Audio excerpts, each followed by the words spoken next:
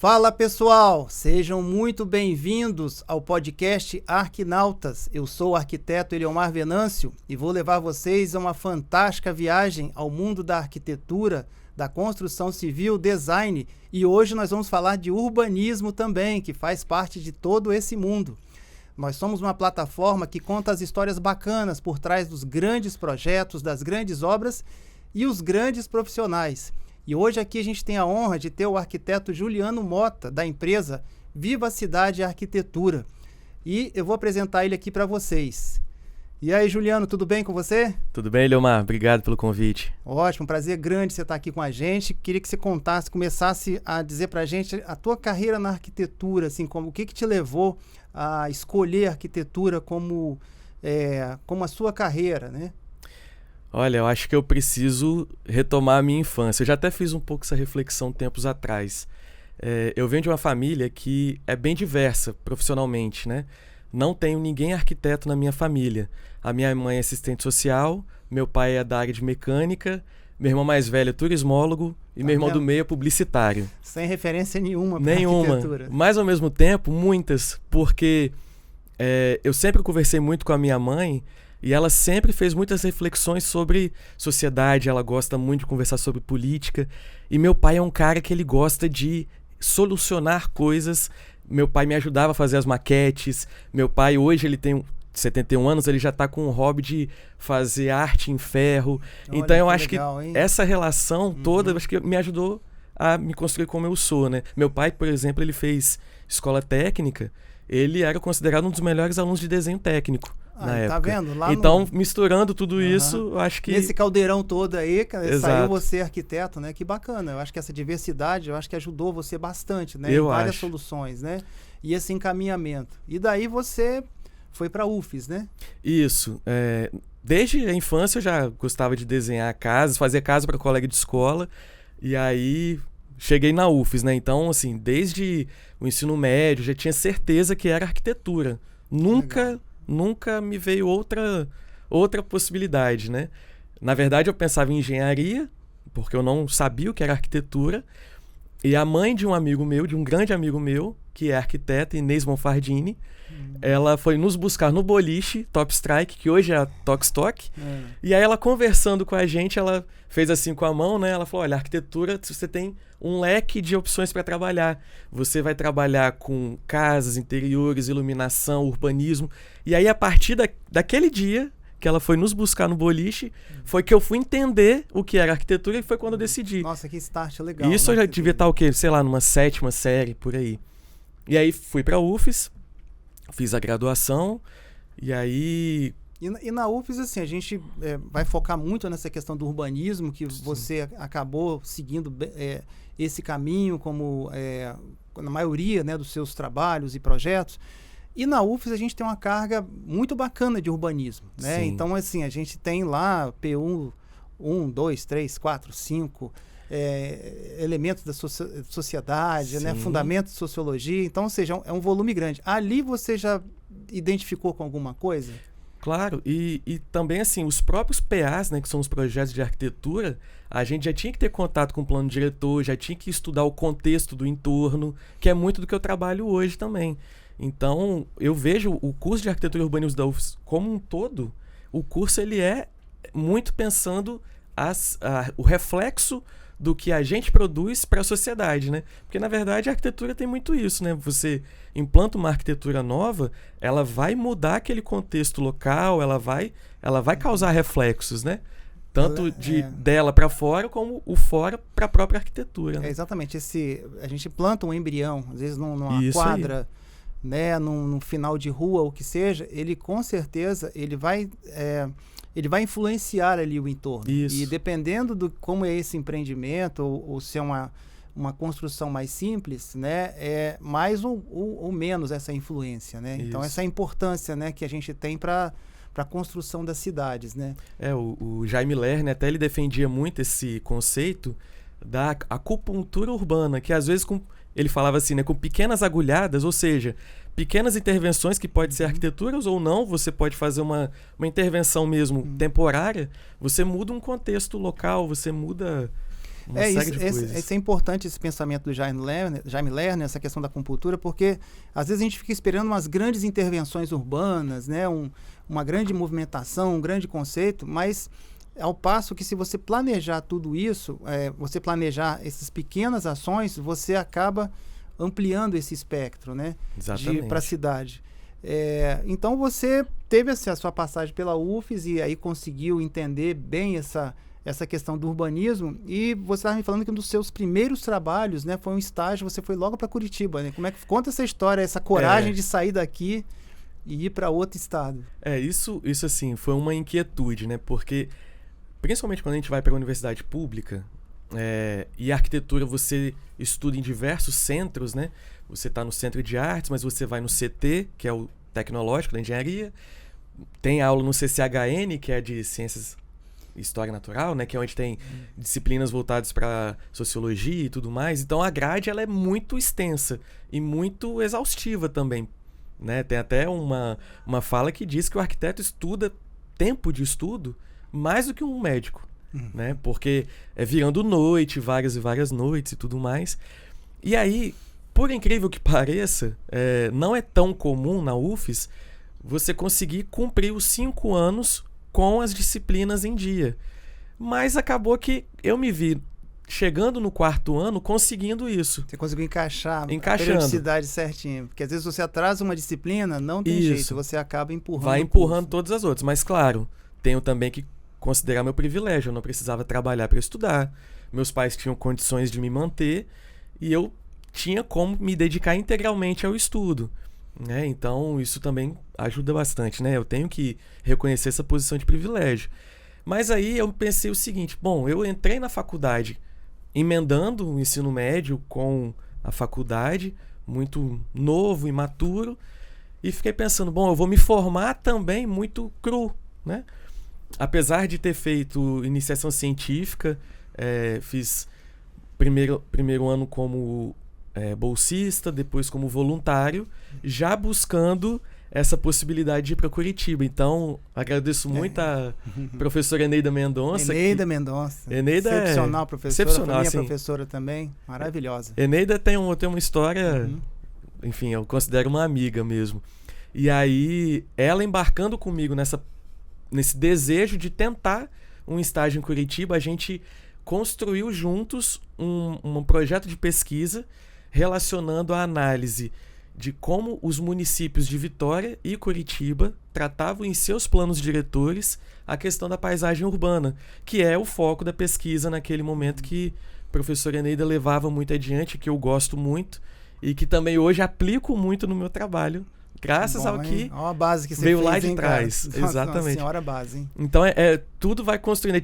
Hoje eu vejo assim no meu trabalho, às vezes é um tijolinho lá de trás, mas que foi sendo construído. Foi uma fundação bem feita dessa construção, né? É verdade. E você ir para a meca, né, do urbanismo do Brasil, que é Curitiba, né, que a gente teve a oportunidade de visitar, você vê como que as coisas funcionam, como é que a visão, né, da prefeitura, né, assim, que tem até que aspecto arrojado, mas também pensando nessa questão da compultura, né, urbana, isso. O resultado que se tem até hoje lá, que é referência mundial, né? E, inclusive, até o fato de morar em Curitiba também me permitiu aproximar de questões que são problemas em Curitiba, né? Então, o próprio IPUC, que é o Instituto de Pesquisa e Planejamento Urbano de Curitiba, que é o instituto que eu fiz o estágio, eles reconhecem que Curitiba também deu uma acomodada ao longo do tempo. Imagina, sim. E aí, e veio o século XXI aí, essa coisa toda que a gente vive. Então, Curitiba também tem protagonismo em muita coisa, mas também corre atrás do prejuízo em alguns aspectos. E aí eu pude me aproximar disso tudo e ver também que aqui em Vitória também nós temos qualidades, que a gente muitas vezes reclama e tudo. Mas, por exemplo, eu morei num bairro em que para eu poder chegar na faculdade eu tinha que pegar 2, às vezes 3 ônibus fazendo baldeação em terminais e era uma distância muito curta. Então, era mais fácil eu pegar o carro, que meus pais puderam proporcionar isso, de ter um carro lá, um carro simples, mas que me facilitava o deslocamento. Resolvia a vida. Coisa que em Vitória, a lógica do transporte em Vitória é muito mais fácil, porque em Vitória é metropolitano. Em Curitiba, o transporte ainda é muito municipal. E as cidades em volta, elas vão ficando meio que braços né, estranhos, assim, não é um planejamento estadual, igual é aqui. Então é um ponto positivo pra gente também. Transcol tem que melhorar muito, mas comparando com outros lugares, a gente não tá nem tão ruim assim, não. Não, exato. Essa cenário Brasil, né? Exato, Vamos deixar acho claro. que Vitória tem uns exemplos muito bacanas. A escala da cidade é muito boa, Exato. né? E ela consegue se comunicar realmente com a grande Vitória. Lógico que tem muita coisa para melhorar, mas quando a gente olha para a escala do Brasil, sem dúvida nenhuma, a gente se sente privilegiado, né? Exatamente. E aí quando você voltou acabou lá o seu estudo, o seu estágio, você volta para o Espírito Santo. E aí já volta assim, não, agora eu vou montar um escritório, ou você foi para trabalhar em órgãos municipais? Então, cara, aí foi aquela questão assim, quando eu fui para Curitiba, eu estagiava com o Eduardo Pasquinelli, inclusive. Eduardo Pasquinelli. Que foi uma escola, assim, estagiar com o Eduardo foi demais, assim. E aí, era a arquitetura que ele produzia lá, era projeto executivo, muito... O rei do detalhamento, eu falo pra ele. Eduardo demais. é o rei do detalhamento. Assim, E era projeto executivo espetacular. E era com ele e a Carol Gumieri, né? A Carol também. Carol ficava do meu lado ali, aprendi muito. E aí foi pra Curitiba, ele me apoiou até nessa decisão, inclusive. E aí, em Curitiba, eu também fiz mobilidade acadêmica. Porque, já pensando... A disciplina de urbanismo aqui na UFES, planejamento urbano municipal e tudo mais, era optativa. E lá em Curitiba era uma disciplina obrigatória de 1 ano. E lá fazia um plano diretor do começo ao fim. Era a programação da disciplina. Olha só, cara. Aí eu pensei, cara, eu vou pra lá. Então, juntou tudo. O desejo de viver em Curitiba, de ter um estágio no instituto e estudar isso aí. E lá nós fizemos o plano diretor de Paranaguá, numa equipe, né? E o pessoal lá gostou muito porque eu sou de Vila Velha, e Vila Velha é uma cidade portuária. Então eu pude levar alguns elementos que os alunos que são de Curitiba ou do interior, não tinha ninguém do litoral do Paraná. Então eu pude trazer elementos Você se destacou, de problemas da cidade com o porto que o pessoal de Curitiba não conhecia. E aí sim, voltei pra cá, aí esse currículo. Só que eu ainda tinha 1 ano para terminar a UFES, né, que era o projeto de graduação, o nosso TCC. E aí fui buscar estágio. E aí, obra do destino, ou sorte, ou como queira entender, no Facebook eu vi uma publicação de uma menina que iria sair do estágio em Cariacica, na prefeitura de Cariacica, na Secretaria de Desenvolvimento Urbano. E aí pensei, bom, vou me candidatar, eu quero trabalhar com isso. Mandei meu currículo. E a assessora do secretário de Desenvolvimento Urbano viu meu currículo e falou, secretário, o currículo desse menino aqui tá bom demais e a gente tá precisando de um coordenador de aprovação de projetos. E aí eu fui pedir um estágio e ganhei um emprego. E aí, a partir daí, começou minha temporada em prefeituras, né? Você tem uma experiência grande em prefeituras da Grande Vitória, né? Que começou aí Cariacica, Viana, Vila Velha. Então você teve um grande aprendizado com essa vida no balcão lá da prefeitura, né? Por trás das aprovações, né? Foi uma escola. Cariacica eu comecei com a aprovação de projetos. E aí a escola que eu falo é tanto do ofício, né? O aprender a trabalhar, no caso de Cariacica, analisar projeto. Mas também é uma escola com relacionamento interpessoal, com você atender público, ver diferentes tipos de pessoas, você ter que apresentar uma linguagem, né, acessível, trabalhar com questões políticas que são muitas vezes entendidas que é em nível de prefeito e tudo mais, mas a política ela tá também no colega de trabalho, né? Tem colega de trabalho que é técnico, mas tem colega de trabalho que tá ali que foi né, de outra forma, é mais política do que técnica. A pressão empresarial para aprovar os projetos, né? Aquela coisa toda. Tentativa de te beneficiar de alguma forma para ver se consegue aprovar mais rápido. Né? Você chegou a ser coordenadora adjunto, né? Secretária adjunto, né? Aí em Viana, eu fui para Vila Velha, Viana, enfim. Na última temporada de prefeituras em Viana, aí eu cheguei a ser subsecretário de obras, né? Que aí a gente trabalhou na época com o Gilson Daniel no projeto do PMO, né? Que é o Programa Municipal de Obras. Então, o carro-chefe da prefeitura era a obra. Então a gente ficava maluco. Nossa, ainda mais em obras, imagina. E era ordem de serviço, inauguração, tudo ao mesmo tempo. né? Então, mas Ele foi uma experiência muito foi legal. um trator em Viana. Eu Foi. lembro dessa época, assim, fez muita coisa, né? Então, imagina a pressão que vocês tinham para botar fazer isso, funcionar, né? Para botar para funcionar, né? E caixa econômica, aprova projeto, prazo, não pode perder prazo, que é prazo de financiamento, porque é emenda parlamentar e é dinheiro que está ali. E ao mesmo tempo a gente ainda empreendeu juntos, aí um grupo de arquitetos e geógrafo, né? Aí tem o Marcos Felipe, o Everton Patuso, o André Guimarães, arquiteto também, o Carlos Paris, enfim, um grupo de pessoas. Chegamos, prefeito, a gente precisa revisar o plano diretor, mas a gente faz por nossa conta. Aí ele criou lá uma comissão e a gente empreendeu isso aí também. Então, fizemos a revisão do PDM. Eu acho que você botou em prática tudo aquilo que você trouxe lá de trás e finalmente, assim, exatamente, conseguiu, assim, desenhar isso. E é uma responsabilidade muito grande, né, Juliano? Você desenhar um plano diretor que ele, teoricamente, vai ser revisado daqui a 10 anos, mas ele vai direcionar a cidade por esse tempo, né? Isso aí. Vocês têm vários critérios, pesquisas, né? Uma equipe com vários profissionais, né? Fala essa experiência de plano diretor, porque você também fez de outra cidade que você pode falar depois. Em Viana, né? E em Viana a gente aplicou uma metodologia que acabou sendo aplicada depois em outras experiências, mas já na Vivacidade. Mas em Viana a gente teve que seguir inicialmente o que está estabelecido no Estatuto da Cidade, né? O Estatuto da Cidade que mostra o que precisa ser abordado em um plano diretor, porque o município ele detém o seu planejamento físico territorial. Então, é o município que vai legislar, dizer para onde pode crescer, como vai crescer, de que maneira vai tratar o Viana tem uma área ambiente. rural muito grande, né? Muito Você tinha um grande. grande desafio que era grandes vazios urbanos, né? Viana a gente tem a topografia que começa ali mais ou menos numa cota 5, 6 e chega aos 600 metros de altitude. Lá né? em Porque cima, faz na divisa bica, né? A bica lá em cima ainda é Viana, né? Ainda é Viana, faz divisa com Domingos Martins, tem uma área montanhosa que agora deve estar bem frio lá, inclusive. Exato. Então, é um desafio isso aí. Desafio grande. Porque quando fala plano diretor, as pessoas imaginam assim, não, a cidade, ali o núcleo, a rua, né, a avenida, a quadra. Mas vocês tinham não só esses núcleos, mas também toda a parte rural, né, do município, né? E tem também, em Viana, especificamente, uma questão natural, né? Porque é o fim de uma cadeia montanhosa e justamente nesse fim de cadeia montanhosa é onde a cidade se desenvolve se tornando a capital de logística do Espírito Santo. Então, vários empreendimentos, como eles vão ocupar, quais morros a gente pode mexer para poder fazer terraplanagem, mas como a gente vai ver a questão dos rios, né? A gente está na descida de vários rios ali, né? Então é um desafio gigantesco. O encontro além de das envolver a BRs, população, né?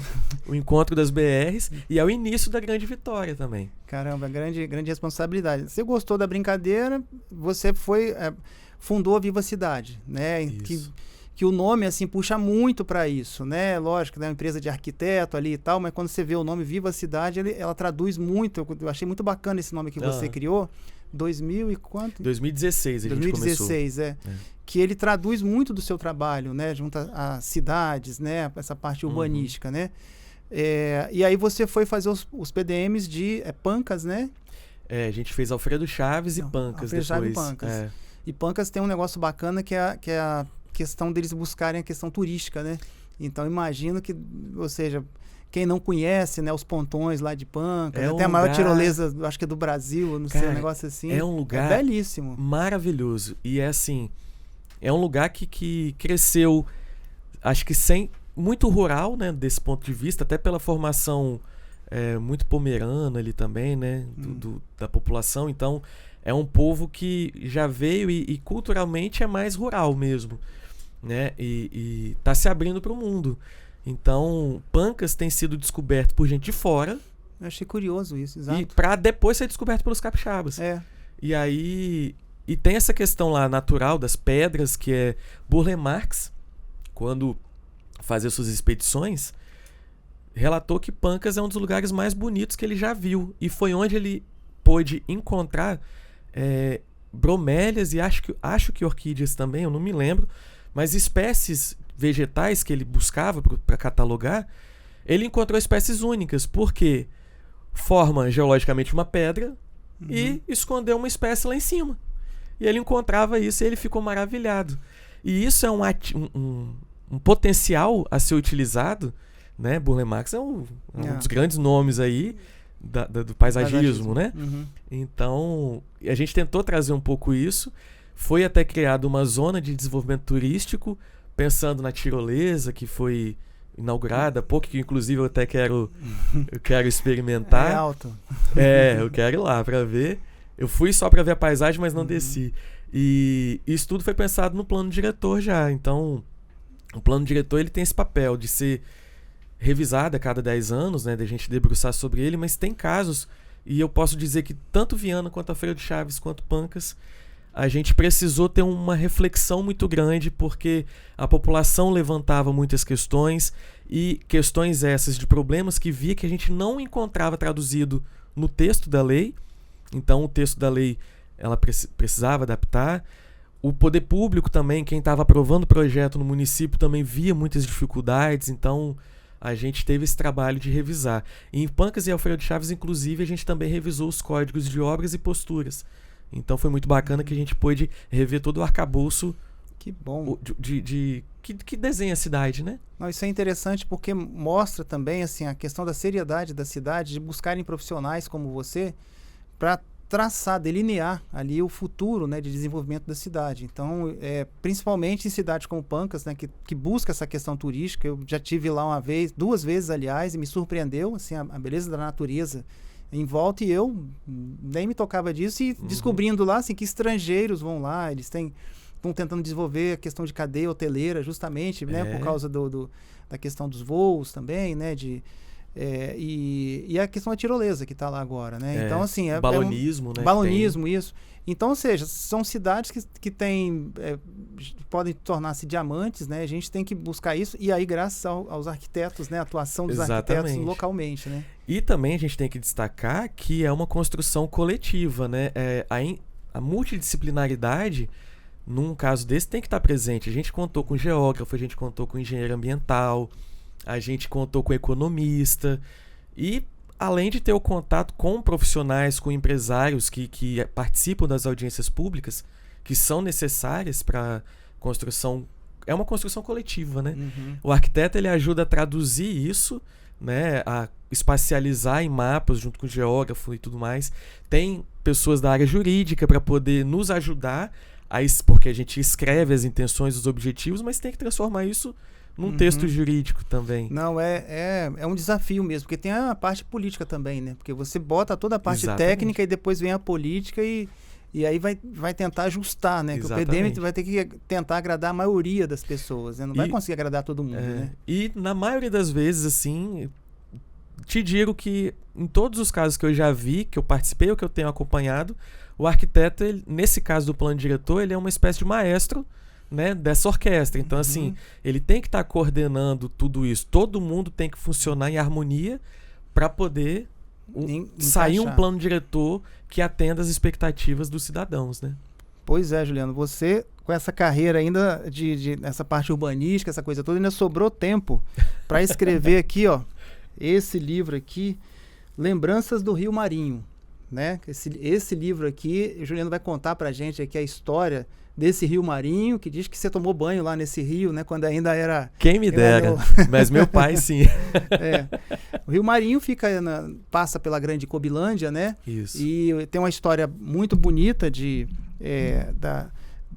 desenvolvimento, né, do município, mas infelizmente hoje, né, ele se encontra bastante poluído, evidente pelo assoreamento, a chegada do barro, ele foi retificado, né, aquela coisa toda. E Cobilândia, poluição de indústrias. Se eu não me engano, Cobilândia foi um dos primeiros bairros desenhados do estado. Sim. Eu acho que o Ibis é o primeiro, parece que o Ibis é do Brasil, um negócio assim, um negócio meio diferente mesmo, e Cobilândia e Vila Velha, né, tem esse negócio. Né? Ibis, se não me engano, foi década de governo Jones, foi década de 50, eu acho.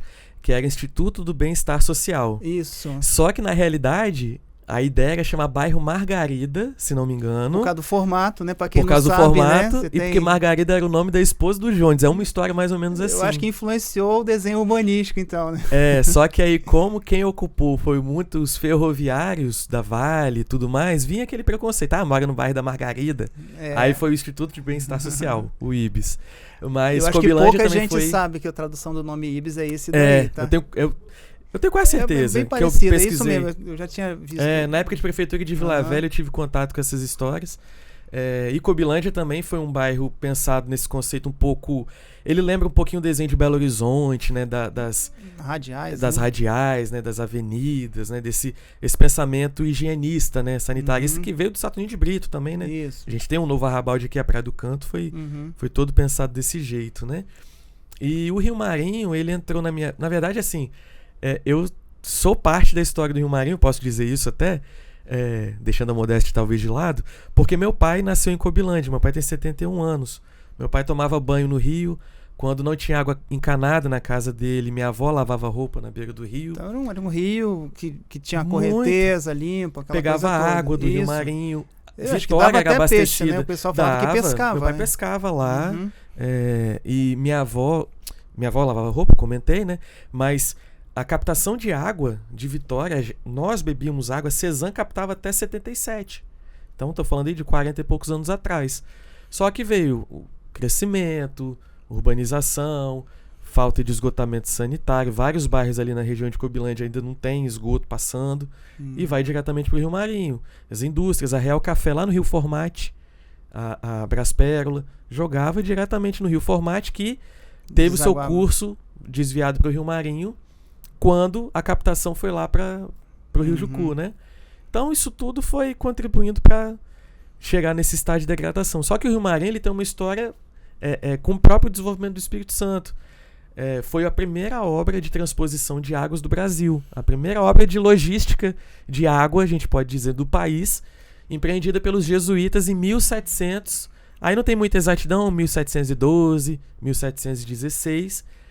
Os jesuítas eles tinham conhecimento de engenharia, topografia, eles eram muito vinculados, eles vinham para poder construir, né? E eles tinham a fazenda Araçatiba, lá em Viana, que na realidade abrangia Vila Velha, várias áreas, né? Era considerada uma das maiores fazendas da costa brasileira e que produzia gêneros agrícolas que abastecia o Colégio Santiago, que é o Palácio Anchieta, e a cidade de Vitória, né? Então, esse escoamento da produção tinha que passar pelo Rio Jacarandá, que sai de Araçatiba, pega o Rio Jucu, lá na Barra do Jucu tinha que trocar a embarcação para enfrentar o mar, entrar na Baía de Vitória. Rodar o Penedo ali, né, por fora. E os jesuítas descobriram um pequeno desnível entre o Rio Jucu e o Rio Marinho e podia conectar todos os rios. Então, com uma embarcação só, de canoa, fazia uma viagem só. Olha que fantástico. De Araçatiba até Vitória, até o Porto dos Padres. Imagina quando descobriram isso e fizeram essa transposição, né? Que é uma coisa maravilhosa, e transformaram o Rio Marinho com essa história bonita, né? Ele foi a salvação, né? Para você poder fazer esse encaminhamento direto lá de Araçatiba para Vitória, né? E era um rio tão falado que no livro até tem uma história de 2 estudantes que estavam de férias. Isso eu descobri num jornal antigo. Eu não vou lembrar qual foi o jornal, mas tem a biblioteca da Biblioteca Nacional, tem uma biblioteca de jornais antigos. E aí eu descobri esse relato de viagem de 2 estudantes de férias que foram para uma fazenda à beira do Rio Marinho, e ele descreve como que era a paisagem das árvores, do tamanho, da força do Rio Marinho, numa canoa tripulada por escravos. Porque isso foi em 1890 e pouco, antes da abolição. Então a gente vê como que o Rio Marinho foi presente na história do Espírito Santo desde 1700 e pouco. Exato, era o escoamento. O Rio da Costa também tem uma história bonita, porque eu fiz meu trabalho de mestrado com ele. E ele em determinadas cheias, ele ligava a Baía de Vitória até o Rio Jucu. Então, o Rio Jucu extravasava, todos esses, né? tinham histórias maravilhosas. Né? Então, imagina tua emoção de escrever, né, um rio que povoou ali a tua infância, né? Você fazer isso aqui. Então, lembranças do Rio Marinho. Juliano Mota Silva. Juliano, vou agradecer demais tua presença aqui hoje. Eu acho que foi muito bacana que a gente tem essas entrevistas que a gente tem feito com arquitetos, com designers, com a parte da construção civil. E hoje a gente focou muito nessa parte de urbanismo. Não só a tua história, que é muito bacana, mas no urbanismo, que completa, né, todo esse ciclo que a gente coloca dos Arquinautas, né, que esse podcast que a gente se colocou para desenvolver isso. E se você quiser deixar uma mensagem final aí para os jovens arquitetos, você está com 36 anos, né, de formado, a gente sai da faculdade normalmente buscando muita parte de arquitetura, e você foi um cara que você viu arquitetura, mas desenvolveu muito a parte urbanística, né? Um conselho que você daria, a mensagem final que você faria? Eu penso assim, eu acho que a gente tem sempre que refletir o que está fazendo. Evitar fazendo automático, né? Muitas vezes quem está na faculdade, né? Tá naquela pressa de entregar o trabalho e tudo mais. Às vezes, se puder estender um pouquinho mais a faculdade, fazer uma iniciação científica, não deixa de, pelo menos, ir a algum encontro de arquitetura, nos ELEAs, nos EREAs, né? Porque você constrói a sua vida profissional não é só na sala de aula.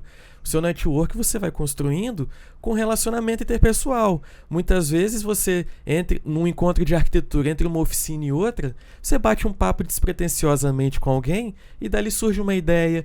Às vezes você, tendo a reflexão da vida dos seus pais, dos seus irmãos, você vai buscando referências. Então é sempre estar atento a isso. E eu acho que, inclusive, se eu um dia tiver filhos, eu penso em não ter tanta pressa. Fez 18 anos, se de repente não está na hora ainda da faculdade, espera um pouquinho, ou entrou na faculdade, dá um tempinho, faz um pouquinho mais devagar. Não precisa ter desespero. É lógico, tudo dentro das condições que lhe cabe, né? Se tem condição para isso, como eu tive com os meus pais, se puder, eu acho que vale a pena, que para mim, pelo menos, eu acho que valeu, porque foram essas diferenças, né? Ter feito uma iniciação científica, ter ido para Curitiba, isso que ajudou, como você mesmo falou, né, a fazer essa fundação, esse caldo, né? Que exatamente. Valeu isso. Juliano, muito obrigado. Hoje nós conversamos, caminhamos pelas ruas, pelas avenidas, pelas quadras, pelas cidades, dentro do mundo do urbanismo que faz muito e tem muito a ver com os arquinautas. Então hoje a gente conseguiu falar muito sobre isso. O Juliano contou aqui parte da história dele, deu muitas lições para a gente, né? Como que são construídas as legislações da cidade, o que é importante, conselhos também.